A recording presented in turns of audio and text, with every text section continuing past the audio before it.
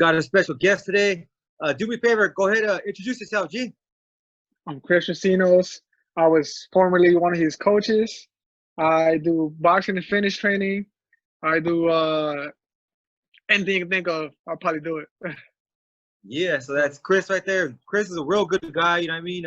We connected on a lot of different sessions. You know, when I broke my hand, I only had one hand. Chris was right there, you know what I mean? Coaching me through it. So real I good remember guy. those days. The crazy thing about Chris is he has a crazy journey, you know what I mean? So Yeah. let's go ahead and get into that. So how was it for you growing up? Could you tell us a little bit about yourself and your childhood? I mean, I kind of like growing up, I've been through different places or different phases in my life, right? So originally, I was born in El Salvador. I came here when I was 9 to LA. Then from LA, I went to Houston and came back to LA like at the age of 10 or 11, like almost 11. Then I've been here ever since. But growing up, as people say, I guess it was, it was rough. The usual, I guess, South LA life, or usual like Salvadoran life. It's like I guess it's like a combination of both. You Yeah. know. So you said you came over here when you were 9. How was that trip for you? Because that's a young age. Mm-hmm. So how was that for you? Was that something that was like easy? You jump on a plane, you come over, or was it? Oh no, man, no plane, no plane, no plane. So the story behind it is that I came here illegally when I was 9, right? So I'm from El Salvador, so in order to come to the US, I had to cross 3 different borders, right? Yeah. Not one, but 3, right? So the story behind that is that my my parents were here in the US, but I was in El Salvador with my grandma living, right? And then one of my cousins, he left. Sorry, rewind that. My grandma used to take care of a bunch of kids, right? She was taking care of at least like 5 kids, mostly all her kids. So all her Yeah. all her grandkids. Um, so some of my cousins actually came here before me. They're similar age, and then one day my parents called me. It's like, you know what? We're starting to tell you this, but like next week we're gonna bring you to the US, you know. And I didn't want to leave, Yeah. right? Didn't want to leave. It's not really safe in a way coming from the illegal way. So my mom, which she had a visa back then, so she came from here back to El Salvador, and she then arranged things around so then she would drop me off to Mexico, right? But Yeah. during that path, it's like still a whole different journey to each different country. It's Yeah. like Yeah. a whole different journey.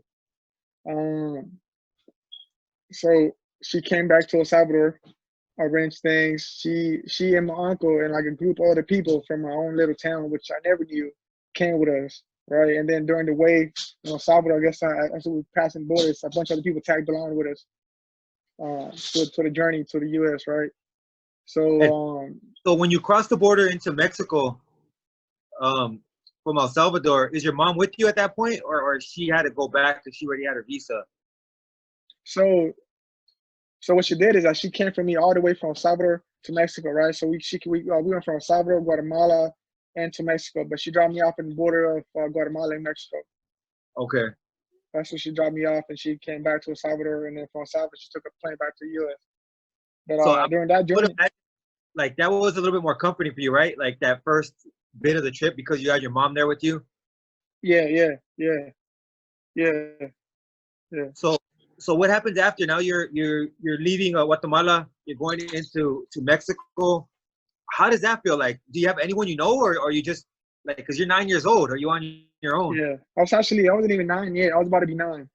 So Damn. it was like 8. I was like 8.5 probably, or like 8, like almost. I think that happened like around like January or February of 2007, and my birthday is May 17th. Um, so so she came to drop me off, right? In with the people called the coyote, the coyote, or how do you say it in English? Coyote, right? Coyote. Coyote. Yeah. That's Yeah, it. Shit. coyote. Yeah, coyote. Right. Yeah. So in during that space, there was people from my town that I knew. They Yeah. were like people that like the mom knew like probably like some cousins like some of my mom's cousins. Yeah. They were there, right? But I didn't know them personally. They just knew my mom, and and then we were all going with the same coyote. So from there, we went to the from there we the lady, which is a lady, it was a lady who like was in charge of the whole organization of crossing people Yeah. over, and she had a whole business going on. So like most people don't know, but that's a whole business. People get Yeah. paid for this, like like they charge a lot. I think we paid around 8,000. Well, my parents paid 8,000 to do that for their head Damn. to cross me over, right? So so then my mom goes back to El Salvador. She leaves me with a bunch of just random relatives, not even relatives, just random people. And from there we go to the Coyote's house, which is in Veracruz, Mexico, Okay. right? So we're there for a whole month, right? Damn. But because I guess the whole situation was bad in Mexico with the government and the Yeah. cartels. So it was like you couldn't go anywhere. Uh, How was that so for I you was, at 8 years old? Like being stuck in somebody's house you don't know. Like how was the food and how was just like were you scared? Like how was that? I was like I will say I didn't feel comfortable at all. I Yeah. was in a house. There was at least like 6 people in a room because it was random people there, and then it was the lady, her husband, and her grandma. But it was, and then they had like a back house. In the back house, there was this lady with two kids. Their kids were my age. Yeah. There were two girls. They were my age. Uh, so in reality, I didn't pack enough clothes for the whole trip. Damn. My mom was like, normally that takes a week or two. You Yeah. know what I'm saying? Like you'd be like going nonstop, but then we took about a month or more. Uh, so we were in the house, and then we couldn't go anywhere. We're literally locked out in the Yeah. house because it's kind of dangerous going outside and being a Central American that you basically speak different Spanish. Yeah. So it's like different accents, and people notice that, and somebody can be like, "Oh, that guy's not from here." They might try to like do something, like they might try to kidnap you or try to rob you or even kill you or call the immigration or police, Yeah. Cause and then you're done, right? yeah, because if you think about it, like like their mindset would probably be like he obviously his people obviously have enough money to get him this far. If we kidnap him, maybe we get something out of it. You know what I mean?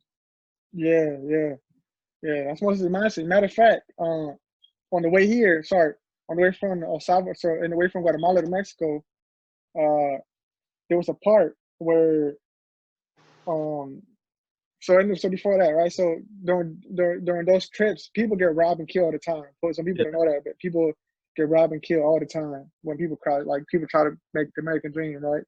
And from Guatemala to Mexico, so from Guatemala to Mexico, we had to take a bus, right? And my mom, which is there, she was like, I don't feel like taking that bus. I'm just getting a bad feeling. I don't feel like taking that bus. Seems kind of weird. Yeah. So we didn't take that bus. It was the bus that would take us to the exact border of Guatemala and Mexico. And my mom was like, "Nah, I don't want to take that bus. Doesn't feel safe."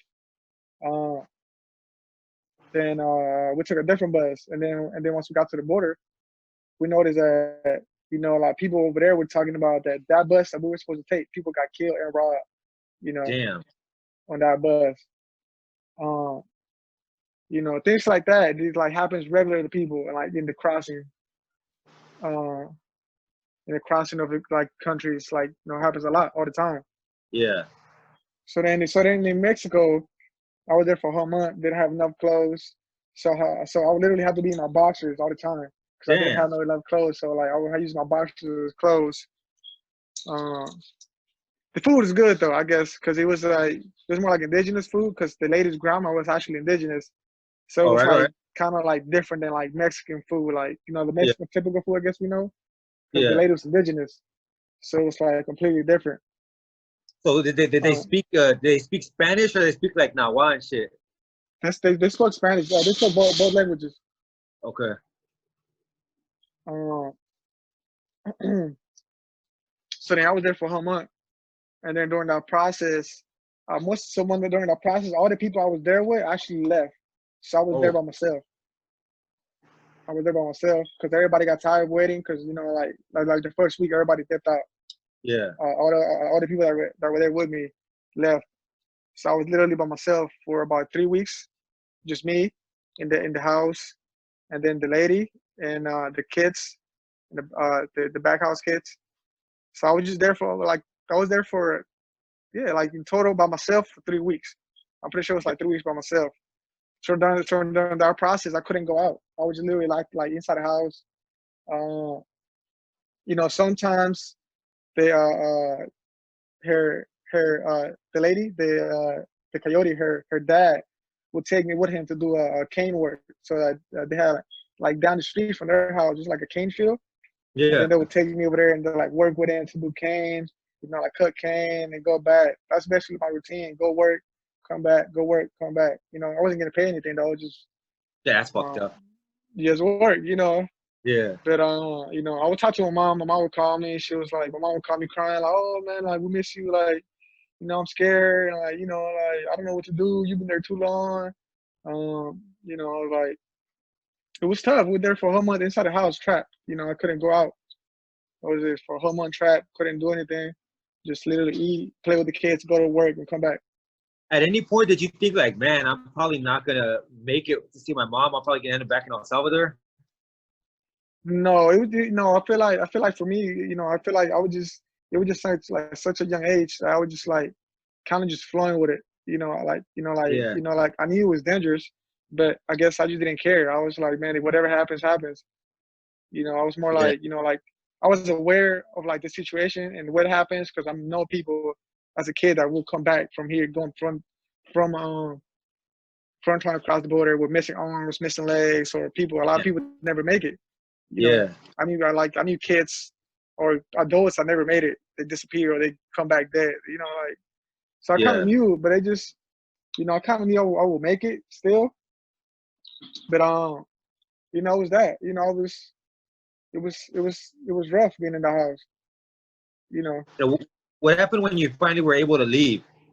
Like, so so then when that happened, we traveled I think for like a week in Mexico. We was like in the car going to different places.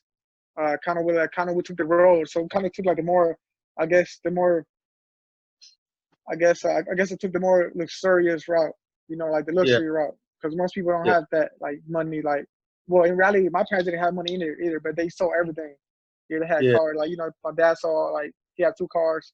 He sold his cars. All the money he had saved, he sent it back. My mom too. Like, they were like dead broke, but they paid Yeah. for that. Like, they kind of saved up for me to go, I guess, the better way instead of going like the ugly route. The ugly route was like, just taking buses, walking like a lot of miles, taking trains, like Yeah. not metro trains, like trains, like cargo trains. People get on top. Yeah. What do they call them? That I think they call it like the train of something. I forgot what they call it where they Yeah, roll topics like train of death or some shit like that. yeah, because people die all the time. People Yeah, die all where the like time.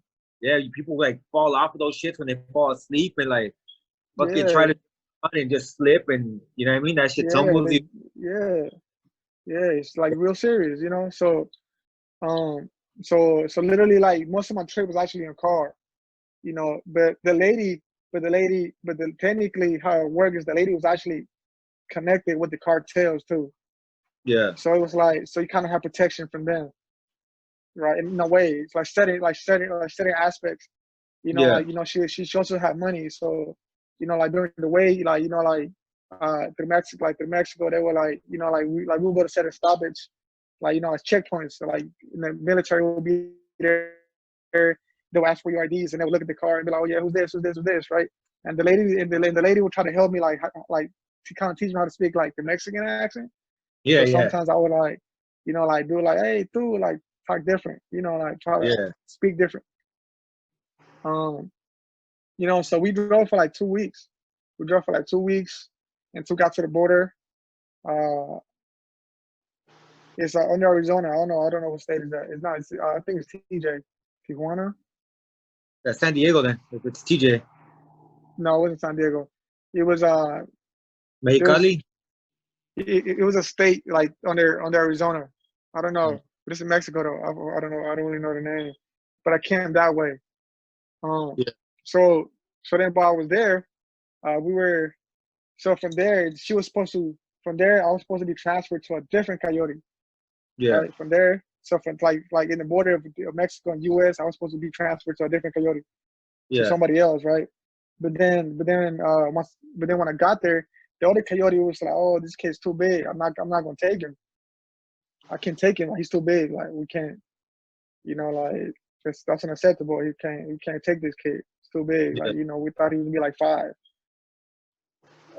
So then they're like, yeah, we're not gonna take this kid. So then after that, we went back to the hotel, and then like they called my mom. Was like, what, like this happened. So it seems to us like he might have to go through the desert. Damn. Like we gonna send a kid to the desert. Like it's dangerous and this things happen and like it's dangerous going to the desert. But like it's another whole different aspect. And then while we were there, one of one of one of the housemates, I guess they were right housemates, Yeah. the hotels, I guess. Like the Um, housekeeper, yeah, housekeeping. housekeepers, yeah, housekeeping. She was listening to everything, the whole conversation, like because they were scared. They're like, oh, like we're gonna have to send this kid by himself because they Yeah. couldn't take me. Like they had to, like they're gonna send me by myself, walk through the desert, just by Damn. myself. They're gonna be like, just walk through and just you make it, you make it. Like That's fuck. and uh, um, and one of the housekeeping ladies, she kind of heard everything, and she was like, she knocked at the door, and she was like, hey, I heard everything, and like, I'm not, he's a kid, and like I'm not. He reminds me of my kid. Like how you see, like I have a kid myself, and like I'm not like I can't let that. I can't let the kid go by himself through like it's like that takes days to walk through the desert. It's Yeah. not like one day thing. Like it takes days, and I'm not gonna let this kid do the whole journey by himself. And she was like, look, I have my kid, same age as him. His, like I can probably cross him over the border with my kid's fake ID, Yeah. you know. And then they were like, we don't know this lady. I don't know, we should trust her. Like they were like, what else can happen? Like, like they didn't have no other option. Yeah. It's either that or send me by myself because that lady was not gonna go because her job is only to say like, to only cross me over, like you only drive me out there. Yeah. Because she was actually she actually had papers herself. The lady, the coyote. Yeah. So then the other lady, which offered her services, she was like, look, we can do it. We can do it tomorrow. I got a fake ID, like not a fake ID, but I got my Kiss ID, right? And then we'll let's see if we can make it through, like all right. So then while we were there, they gave me a sheet of words. They gave me like words to like study because sometimes in the cassettes, because it's kind of like the checkpoints where they check your papers to go like the legal way to the Yeah. US. They ask you questions in English or Spanish to see like if you like really know like where you're going. So they Yeah. gave me like a paperwork like saying like they made me study the kid's name, his birthday. I had to study his kid's name, birthday, like learn different Yeah. words, like small things. Like saying it says my name is this. Hi, I'm 12 years old. Like like 10 years old. Things like this, right? They need Yeah. you like they need to learn things like this in order to pass the border. But the crazy part, the kid did not look like me. Damn. The kid was like, well, I guess it kind of did. Like the kid was more like brown Yeah. skin with like he was like more brown skin than me. He had kind of like brown hair, like brownish hair. I remember that. It was like kind of like his skin color was more like golden. He wasn't like kind of he was a brown and kind of like brown golden, and his Yeah. skin color his hair color was like kind of like brownish. Yeah. So I was like, I looked at his he's like, dude, I was like, man, I don't look like this kid. Like, what y'all doing, man? Like, like I was scared. Like, I was low key scared. I was like really scared, but I just knew like I guess I was gonna make it through, right? So Yeah. then they were like they were telling me like they were trying to help me out study kid's name and this and that, right? So normally sometimes when people do that, they kind of hide the people in the back of seats, or they kind of like do other things, right? They hide people in the seats and like I guess in a way it's kind of like it's kind of like of a better way to cross, but it's also a more dangerous way to cross, right? Because Yeah. some people forget, like the kids die, or like people die because it be too hot.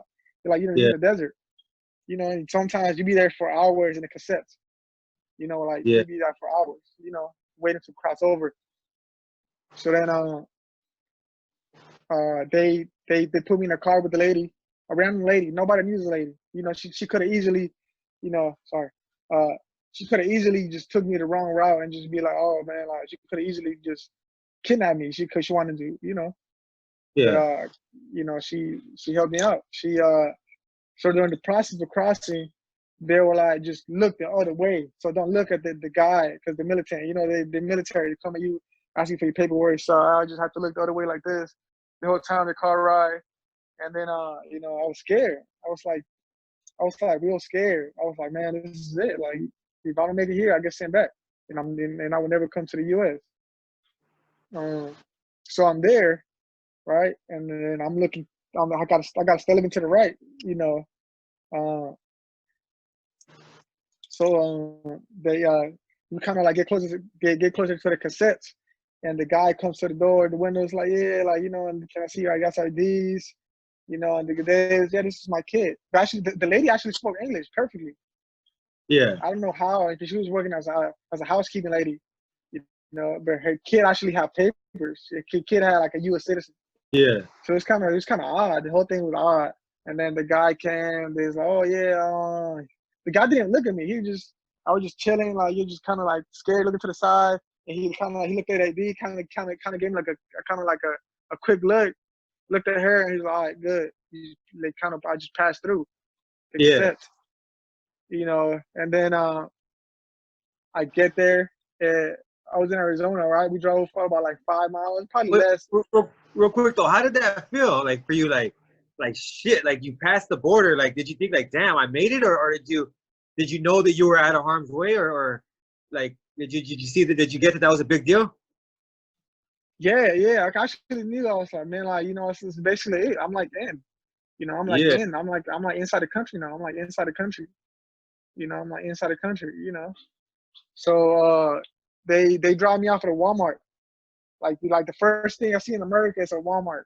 The first thing I see in America is a motherfucking Walmart, bro. Like, remember that? I remember that day. It's literally a big ass Walmart in the middle of the desert, in Arizona.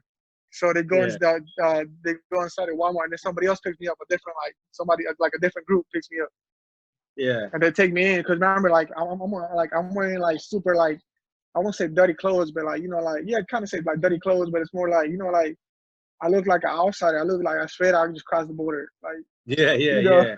So they were like, oh, like if you want to go, like just buy this kid some clothes. So they took me to Walmart, bought me like a shirt and like a shirt and a shorts and some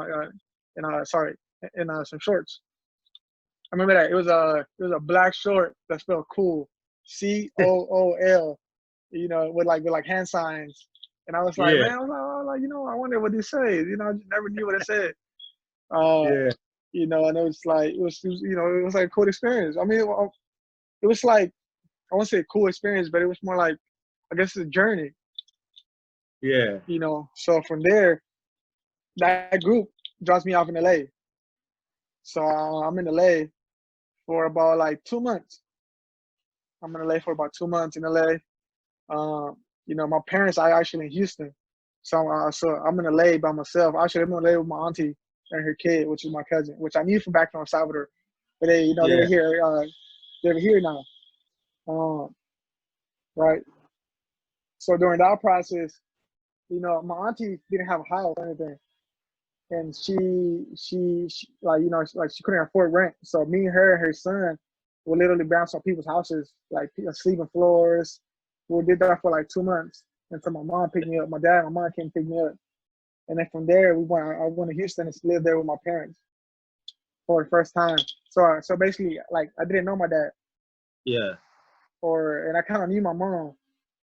Because she would come once in a while to El Salvador, like visit me like every like 6 months, stay a week over there and come back. Yeah. That was like her thing. So I was in Houston for about a year, and then my dad lost his job, and he couldn't like afford to live over there no more. So then from there, we were sleeping again in people's houses, like my whole family again, sleeping in people's houses. And then most of my dad's family is here in LA. So my dad called his brother and was like, hey, look, I'm trying to go to LA. I need like, we're gonna like most likely we're gonna stay in LA for a couple weeks, and then I'll probably move out my apartment or your apartment, right? So from there we came to South LA, South Yes. LA, South Central LA, and we stayed there. We stayed here in South LA. I'm still here in South LA ever since. So Yeah. we technically still haven't moved out his apartment yet. So it's like Yeah. we're sleeping like I guess in like people say like in a slot, like like a small bedroom. Yeah. Where my uncle sleeps in his bedroom, and then we all sleep in the living room. It's like four of us. Sometimes my grandma or my cousins stay in the living room too. But from like now from there, it's like kind of like I kind of learn about the I guess the U.S. way of how Yeah. like things are run. You know. And how Um, was that like? How was school and everything? Like, cause I know, South Central is like a predominantly like Mexican and black neighborhood, right? yeah. So you being like a El Salvadorian kid, like rolling through, was there any differences where people like tripped on you, or was it just kind of like did you easily blend in? Oh, and that was hard. It was. I feel like that was super hard, especially in Houston, right? So in Houston is Mexically like they call it Mexico. They call it Tex-Mex. Yeah. That's what people call Houston, right? So Houston is a bunch of it's mostly like Mexican people. Houston, it's not really Central Americans. Yeah. And while I was there, uh, like school for me was really hard because I didn't speak no English. I didn't Yeah. speak no English, and I was not like and then I have I have never been in the I guess ESL classes. So they literally just put me in the classes. I was not in ESL classes, right? Yeah. So they just put me in, right? And it was like so hard, like the kids would bully me. Not the Yeah. black kids, but the Mexican kids were like pick on me. They were Yeah. like, oh, he's from Salvador. My parents say Salvadorians. My parents, because their parents would teach their kids, oh, man, Salvadorians and shit. So more so because people don't know, it's like a little like dispute against Salvadorians and like Mexicans over I don't know what, but something I guess it's like cultural difference and like sometimes parents plant seeds in their kids. You know what Yeah. I'm saying? So in Houston, like the kids would bully me. They were like, I would like I would get jumped and like I'll get I guess I would get beat up in school, right? And like not to sound me like hard or anything, but I would always fight back. I would always fight back. Yeah. Uh, I would get like picked on, but I like little Mexican kids at school, like even the teachers, like the teachers would see me in the back of the class because I didn't speak no English. And and then I would see how like the Mexican kids that would come that just like cross the border would be like in the front of the class and the kid like teacher will like help them out like here, like I'm gonna give you some notes, I'm gonna give you I'm gonna sit you down with this person so you guys can work together. But it will make me sit in the back of the class. Like I guess, Yeah. you know, I guess I guess it was I guess it was like my Mexican teachers would make me sit in the back of the class. They would just kind of like even the teachers would pump me out. They'd be like, "Oh man, this kid's that's from Salvador. He's dumb. Like he's rude. Like he's look at his accent. Like he's ghetto. Like he's a ghetto Yeah. kid. Because in reality, like Salvadoran people live in poverty too. Like they kind of like compared to Mexico and Salvador, Mexico has a lot of poverty, but also Mexico has a lot of funds and riches. Yeah. The Salvador just poor people mostly. And then like we like ghetto. We like because we just all we know is poverty. So in school, I guess the teachers would just pick on me, put me in the back of the class. Like I would try to get some help. They were just like, nah, we can't help you, dude. Like, do things like that.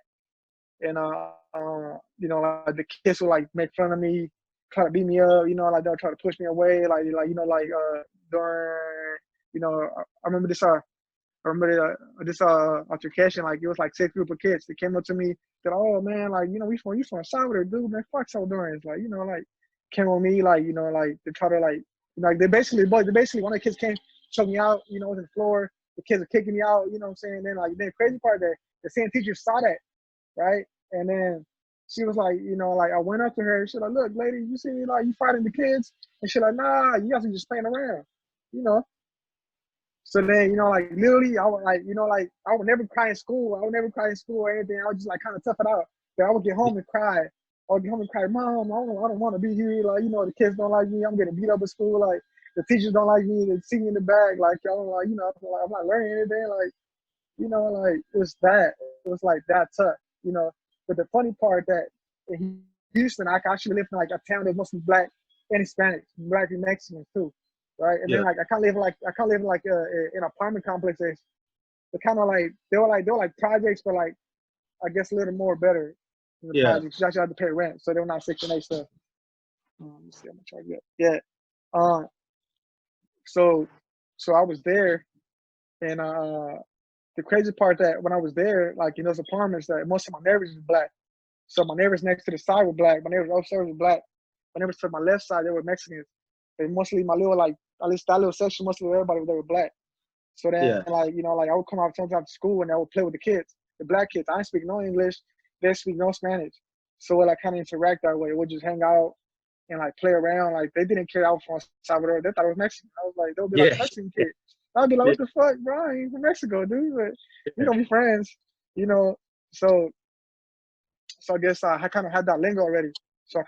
kind of learned English from like them, for hanging out with the Yeah. black people and like, you know, like kind of like the ghetto part of Houston, you Yeah. know. So like, you know, I would like in school, you know, I like school, I would like be by myself all the time because the kids didn't like me. You know, the kids didn't push me away. I had no friends in school for like 2 years. You know, I had nothing. Like I would just go home and like kind of like play video games and like, you know, like not do anything because I couldn't do anything. And then I would hang out with the black kids in my neighborhood, and then you know just play with them, like go like to the parks or like go to the pool or you know And just this hang was out with them. But this is in Houston or in it was in LA Houston. too. That was in Houston. But then when I got to LA, I kind of knew English already, you know, and I kind of Yeah. knew the lingo of the black folks or like you know like I guess of the whole like you know different like I guess cultural differences. So I kind of knew about it, you know. Yeah. Um, so when I got to LA, I was in South Central, you know, like I was in South Central LA, which is like the gang world, like the ghetto world of LA, you Yeah. know. So I came here to LA, and here I was kind of more acceptable by both parts, the Mexicans, the Latin community, and the black community. But you know, but my little part of town was mostly black. It was mostly Belizean people from Belize. So then when I got to school in LA, you know, like the black kids kind of saw me speaking and they'd be like, oh man, this kid like talking like he black. And so they were like, Yeah. oh bro, like come here with us. Like, you know, like you one of us. The black Yeah. kids would like be like, oh, he's one of us. Like, you know, it's my man. It's Chris, it's Chele, like, you know, it's my man. Like, you know, it's like so then from there I kind of separated from like hanging out with the Spanish kids to the black kids. Because the black kids kind of took me at their own in LA. So it was like a Yeah. whole different like I guess like a whole different brand. You know, I was kind of associated with them more than my own community because I guess I kind of felt like resentment of like what my own people did to me when I got here. Yeah. You know what I'm Yeah. saying? Like the black people they didn't care. I thought I was just Mexican. You know, Yeah. but now I made my own people. They were like, oh, you know, he's so doing like you know, like they didn't know that we were all the same. Yeah. Even the black people, you know, we were all the same, but they specifically kind of picked on me and pushed me away and did all these things. So when I got to LA, kind of felt resentment. I was like, man, like I don't hang out with them. Like the heck, it's Yeah. my people. You know, and the black people took me at their end in Houston, so I'm gonna come here to LA, hang out with them. So that's kind of like my mindset when I got here. You know, I came to LA. You know, I was during that little like group. You know, but turns out that most of my friends that we all live like you know we were all small kids size. You know, as we got older, they all kind of started people called gang banging. Yeah. You know, so they all started gang banging. You know, like they were like part of gangs, and I kind of took that route too myself with them because that's all I knew. It was them. They Yeah. were like my brothers. You know, they were like my childhood friends. Yeah. So I kind of got in that lifestyle too with them. You know, I was part of the lifestyle, the you know, the whole little crew, the whole little crowd. You know, but you know, like you know, but like the only thing that was kind of different for me with them is that one thing I was like, you know, I was Hispanic, and the other thing I didn't have no papers. So Yeah. that kind of was kind of like that, you know, that was kind of came in 2 feet apart for kind of Yeah. doing sometimes doing too much. Yeah. You know, because they'd be like, man, if I get caught, I'm done. Yeah. You know what I'm saying? Anything. I can't, you know, I can't snitch because that's it. You know, once you go in, you know, once you go in the system, even as a undocumented kid, you done. Yeah. You Yeah. know, You most can likely report it. you getting deported. So like, you know, during that time, I guess I would do my bad stuff with my dirt. People call it the dirt. But Yeah. I was kind of kept my distance on kind of doing too much or being too active or doing crazy shit with them. Yeah. You know. And how was it for them? Were they ever tripping like, he's with us sometimes, but not all the times, or were they just like understanding, like, man, that's the homie Chris, like we know the situation. Um, it was both though. It was both. It was both because like I guess my people knew like my little town, but I guess like the big homies or like they're big, like the big homies or like sometimes other Yeah, people be like, oh man, what the fuck, like he ain't putting that much work or like he's not really that active with us. You know what I'm saying? Like yeah, but all like small like all the kiwis, all they knew my situation. So like we would do stuff.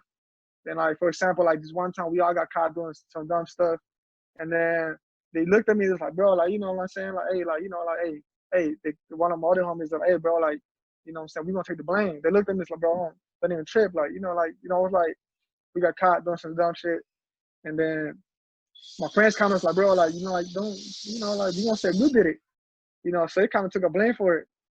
yeah, And I was like, oh, like, like things like that. They'll sometimes look out for me for things like that. Or they'll be like, oh, yeah, nah, bro, like, today we're gonna do this, today we're gonna do that, bro. You wanna tag along? Pull up. If not, like, like, stay chill. Like, like, you still the bro. You still the yeah, homie. Like, things like that. Um, you know, so I was doing that until, all my, like, my middle school, until, like, high school, like, ninth grade, doing things like that. Like, during that process, I kind of, like, the black people took me as their own, so that was my crowd. Hanging out with yeah, them, their lifestyle, their culture, that was my thing. So I didn't really get to like experience like the other side, like I guess hanging out with Spanish people until I was like high school, 10th grade, like ninth grade. That's when I kind of switched my routine because I went to actually when I was in middle school, I got tired of being there in the hood. I got tired of doing this thing. I got tired like because all my friends started going to jail. All my yeah, friends started going to jail. I didn't go to jail. I got caught again. I got caught in like a lot of situations where I've been like taken away, but never like too much. It was just like, oh, you know what, like kind of just be like, oh, you know what, y'all good, just go, just like y'all good. yeah, So, so then during that like middle school, all my close friends, all my childhood friends, they started going to jail. They were, because they were active. They were like people like active gangbangers. yeah, They were like they were like into this shit. That was their whole life. You know. So then all my small friends started going to jail. Um, and then I literally like couldn't hang out with them anymore because they were all in jail now. yeah, And then they were all in jail. So I was like, man, what I'm gonna do? Like. So I kind of started hanging out with other people, like, I guess not better people, but more people who were like more into like, education or like other yeah, things. Um, and then in middle school, I eighth grade, I kind of they so in actually middle school, I was actually like I guess a smart kid. So then my teachers actually would pull me aside for all my friends. They're like, oh, we don't want you hanging out with them because you're smart. Or they'll like do things like that. But oh, like like they'll come on, your son's hanging out with these people. Like these people is bad people. Like like got to the point where the school will try to separate me from all my friends. They'll be like, oh, yeah, you know what? Like they are from my classes. They will kick all of them out to a different class and they'll keep me in the class. And man, like and then to like eighth grade, they basically separated. They put me in all the honors classes. So like so then they would separate me from my friends. You know, um, and so they did that. did anybody like, because you said you're rolling with your boys and they were all banging and shit, right? Hmm. Were there any like rivals there that were tripping? Like what the fuck? Like I know this fool is, he's one of them. You know what I mean? Yeah, yeah. Sometimes, but it was like a mixture too, because you know I would get mixed between both the Mexican gangs and black gangs. So sometimes I would get problems with both because Yeah, somebody knew like, hey, this person is rolling with them. Like like we gotta get like like like you might be Spanish, but don't misjudge the yeah, kid. Or sometimes the Mexican kids or the black girls or the Latin gang, they were like kind of like put me in like, hey, like what's up, bro? Like you bang, like like what's up, like we like. But sometimes they kind of respect me because they be like, oh, he's hanging out with them over there. So it's kind of yeah, be a fear of other people like doing things to me because they'll be like, oh, wait, that's this. So it was like, oh, his homies with this person, like this part of this game, yeah, and things like that. And so, like middle school, I was like, like eighth grade, I was like, yeah, I got tired of this shit. Like, it's cool, but it's not really for me. Like, I want to do different things. yeah. So time came when I had to pick what high school to go to, and I actually filled all my paperwork out by myself. So all my paperwork, my high school choosing, I did by myself. So Yeah. literally, my parents didn't even know I was going to a different school. Like my parents thought I was going to my home school, which is Manny Arts. Yeah. That's a school in South LA. So one day I just picked my backpack up and they're like, "Where you going?" I'm like, "I'm going to Venice High School." That's like the whole different, like, that's Venice. They're Yeah. like, why like, you supposed to go to many arts? I'm like, no, I filled all the paperwork out by myself. I signed all the stuff. I did, like, I got in the world language magnet program. So I was part of the magnet. So I would Yeah. literally get bused from South LA to Venice. And that's when I kind of like began my, like, I guess, like separating, like going to a different route, because it was Yeah. not like, like, Yeah. Venice is a trip too, because it's like real multicultural too. You know what I oh, mean? oh Where there's yeah, yeah. So to be honest, like Venice is not Venice. Like people think of Venice, people think, oh, Venice Beach, but Venice is also is not is not a safe area to be at. yeah. It's like really multicultural. So it's like different things going on. It's like like the white people over there, the white people with money, the white people don't like white people with no money over Yeah. there. Yeah. The black kids like black kids with money, black kids with no money, white like Spanish kids with money, Spanish kids with no money. So it's Yeah. like like in Venice, I would see like white kids with money, and then I would see white kids with no money. I Yeah. was like, like all the time, like Venice was the first time ever I ever communicated with somebody white. So Yeah. ever since a kid, ever since El Salvador to the age until like 14 or 13, I never had no white friends, or like kind of like never seen a white person like that. Yeah. You know, That's a trip. so like since I got to Venice, I was like, man, it's like plus I was part of the magnet program. So like most of the kids in the program, so basically all the like white kids, like the people in white, like the money, like the kids with money, like they were part of that program, the magnet. Yeah. You know what I'm saying? So literally all my classes kind of fill up with the like it was like mixed mostly white and like Spanish and like black, but it's like mostly like I guess like 30% white and like 40% like Spanish and the rest is black. Yeah. You know, it was like that. Um, So I was there for a while in Venice. I think my phone is gonna die. Hold on, give me 1 second. Put it to my phone.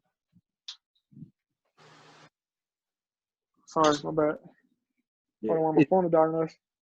Yeah. 1 second. Just do this up better. Yeah. There in Venice High, is that where you got into like like athletics and sports and shit like that? So in reality, I have always been like really athletic ever since Yeah. a kid. So can you see me well? Yeah. So in El Salvador, like we didn't have we were like poor kids. So we didn't have like like we didn't have no PlayStations, we didn't have none of that. So literally all we did was play outside. Like soccer was a big thing over there. So all we do was play soccer like from like 5 p.m. to like 10 p.m. Yeah. Like small kids. Like they like small kids would go run around, would like play basketball or like do things like that. Because like we were like over there. Like we basically didn't know what like sitting down was.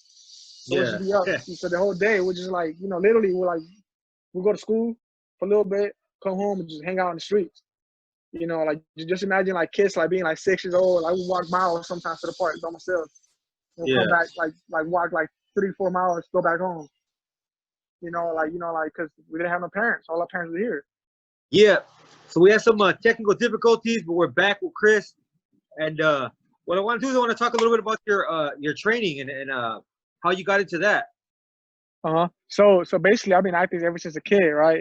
Salvador, I used to play soccer all the time. When I got here, I actually play soccer still.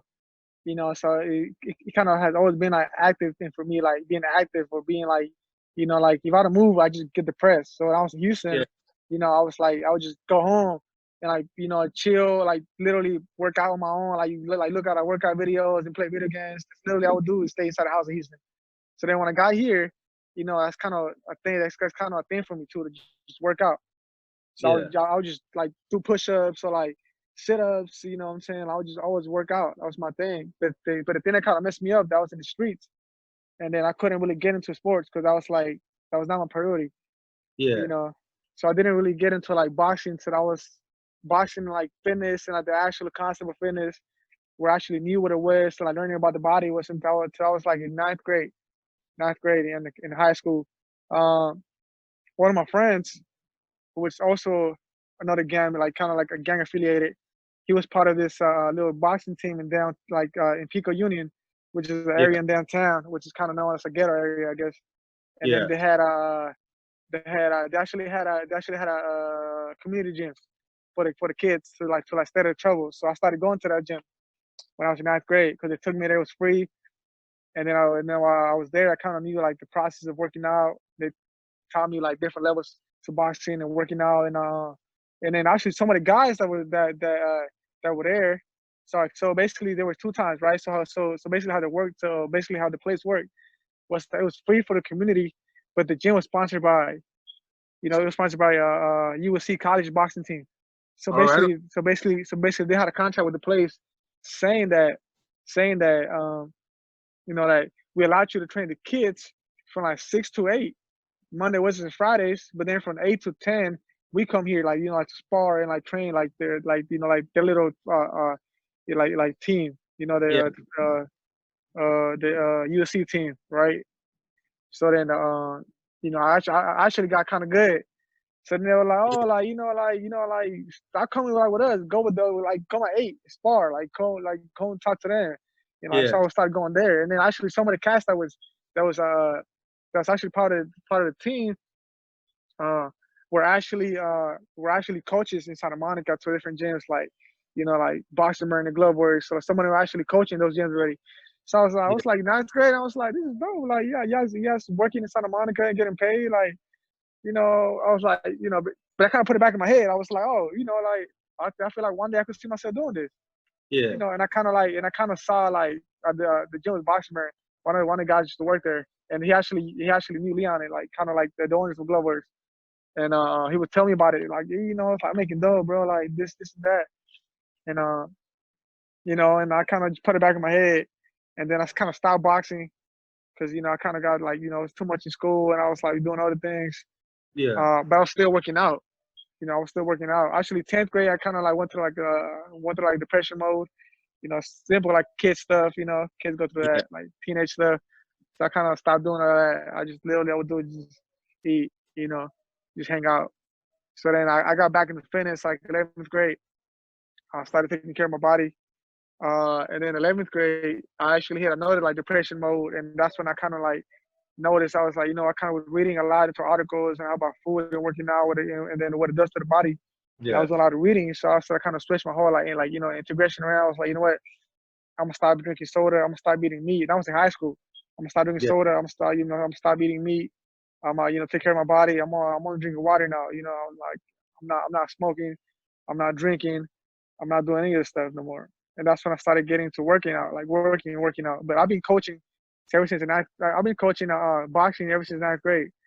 And then in high school, I actually started coaching the special ed kids. So I was actually one of the head coaches for the special ed teams at my school. So Yeah. I was getting paid to like coach special ed kids for like they had a program called Prime Time, which the kids would play basketball, flag football, and soccer to with other schools. It was like competitive. It's like kids with special needs, and it was like dope. Yeah. And it's like what I'm saying. After that, I was like, this is dope. Like, this kind of changed my life. Like, like Yeah. I got into the coaching aspect. I was like, you know what, like, I like working with kids, but how would it feel to work with like normal people, right? Um, so then that happened, and then I started working with like just regular kids, coaching regular kids, like life coaching and like sport coaching with kids. Uh, and then I went to college with Santa Monica City College, and when I was there, I was doing psychology major, and then I was like, I wanted something related to movement and fitness. So I kind of switched my major to kinesiology, and I kind of Yeah. learned about like different things, different body parts, and like kind of like contribute, like kind of like congregate movements and like kinetic chains and how the body works. And I was like, man, this is dope. Like, I can see myself doing this. You know, so I kind of went with that route. I kind of after that, I got a job at Boxing Burn, which is another gym in Santa Monica, which is like a fitness gym, and I was there for a couple months. Left that gym, and somehow I ended up at Gloveworks, which is my old gym where I used to work at. And I kind of took it from there. I kind of took the whole aspect and fitness out the blue. I kind of like made it my own thing. And like, I guess right now it's kind of like I guess my goal as for right now is to kind of like help my community evolve into that. Kind of understand that.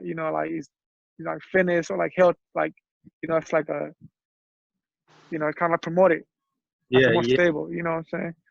So right now you're independent trainer right now, and Hmm. you're taking on clients, right? Yeah, I'm in Santa Monica most of the time, Pilot States or the West LA most of the time. That's normally like that's normally where all my clients are at right now. Yeah. Um, What is your like what is your training like consist of for clients or for myself. for clients?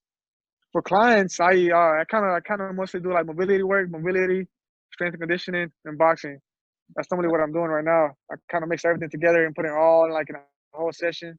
And I'm doing like it's fun, energetic, it's cool music, cool Yeah, vibes, a little bit of ratchetness, a little bit of ghetto-ness. But it's yeah, dope. yeah.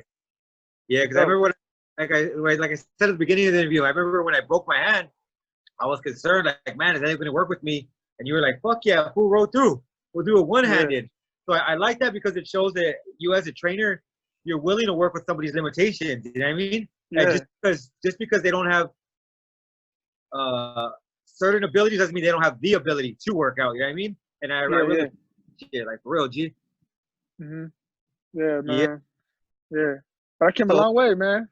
yeah, yeah. So you when you crossed, so like you went from El Salvador, Guatemala, Mexico, Texas, or Uh, Arizona, and uh, Texas back to California, and here you are now training, and I mean doing your thing. yeah. Yeah, in Uh, Santa Monica, just yeah, the crazy, it's crazy. Like I'm like, like I just never kind of visioned myself as a kid. Even like I just never like visioned myself being in America as a kid. Like I never taken a plane before. I still yeah, haven't done that yet. You know, um, but things like that. It's crazy how life works and kind of sends you to like, like to I guess to like a direction. And yeah, yeah, sometimes you gotta flow with it. You just gotta flow and be like, what, wherever this takes me, that's where I'm gonna go. yeah. And I think if we look back at your life, that's probably like what I get out of hearing your story is that you may not have had all the like I would say like information on what's going to happen, but when Mhm, it happened, you adapted and you survived. You know what I mean? You're a survivor, dog. You know what I mhm. mean? And now it's time for you to Yeah, thrive. That's some dope yeah, shit, bro. yeah. You know what I'm saying? And I still don't know what's gonna happen, but I'm still trying, but I'm still going with the flow and I'm still trying to evolve and I'm still trying to grow. I'm only 21. So it's like, I've been through a lot at a young age. I've been through Yeah, different stages, I've been through different places. I've been like, I've been around LA, I've been through like the hood, LA, I grew up in the hood, but I've been also been exposed lately a lot to Cali, to like I guess the west side, the west side life, to yeah, being around people with a lot of money, training people with a lot of money, training people who are famous, or training people who got mansions. And I'm still in LA, I'm still in South LA. They just kind of like seeing these things, kind of be like, oh, it's like a different life. It's like yeah, there's yeah. like this. It's a trip because I'm the same way. I grew up, in Monte, ghetto as fuck. You know what I mean? And Rosie too. She lived down the street from me, my wife. Hmm. And first time we went to like a client's pad, you know what I mean? We're like, oh shit, like they're living large. You know what I mean?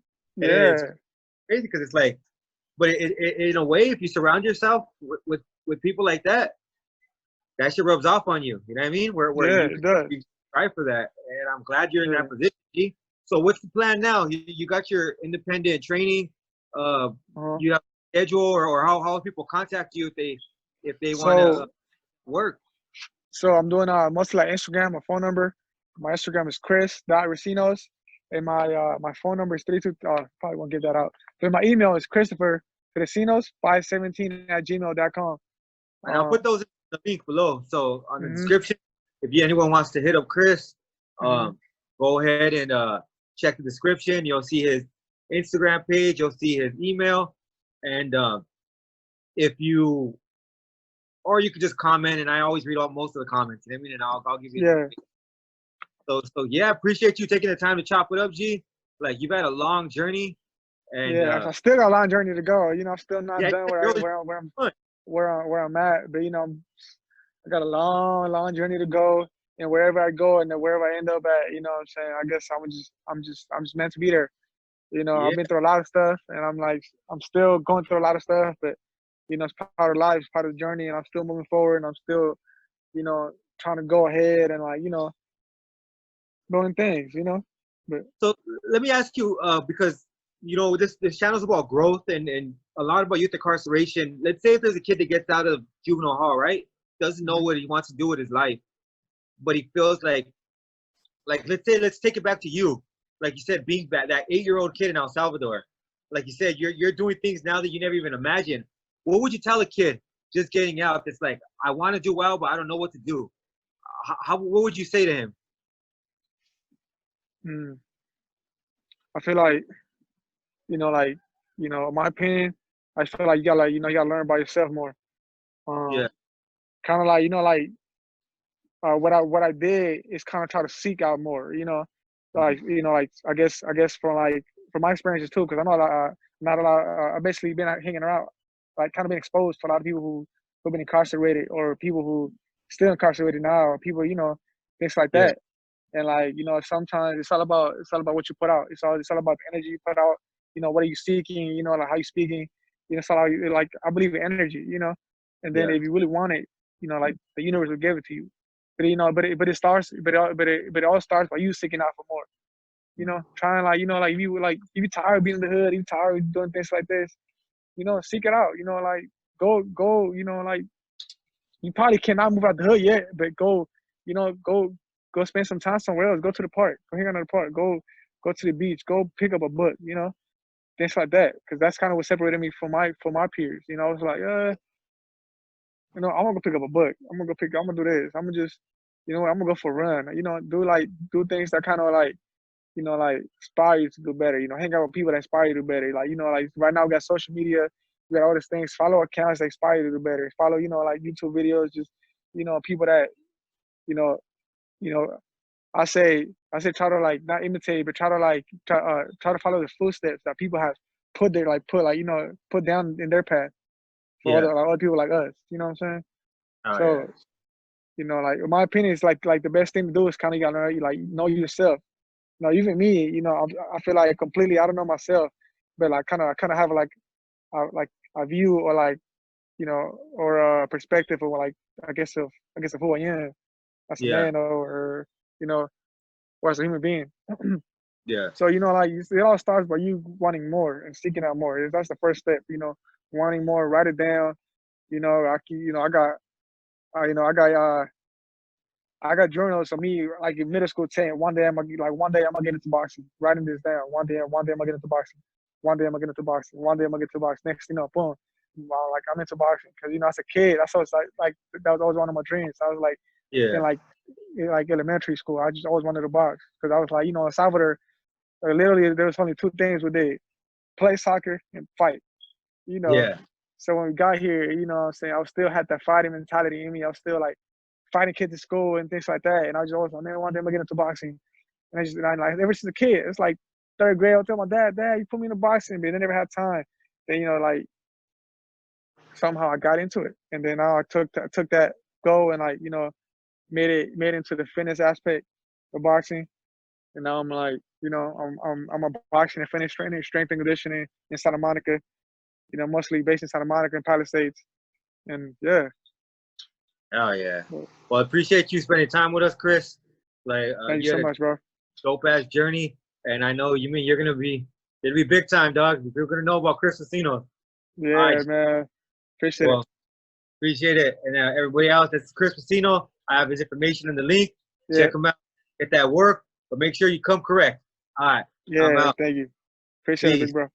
Lose it.